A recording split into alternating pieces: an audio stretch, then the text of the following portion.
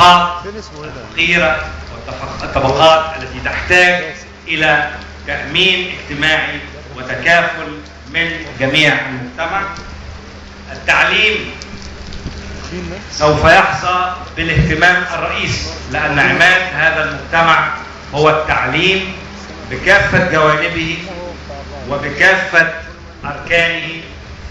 فمبادئ الحزب الأساسية التي أعلنت أن تصل مصر، أن تكون مصر دولة من الدول الرائدة في عالمنا المعاصر، ولا يتصور أن نحقق ذلك بدون تعليم أساسي وتعليم جيد واهتمام بالتعليم الإلزامي الحقيقي.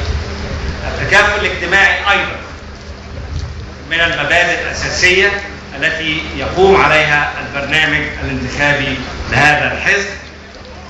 العشوائيات وتطويرها وضمان حياة كريمة لكل المواطنين المصريين أيضا من السياسات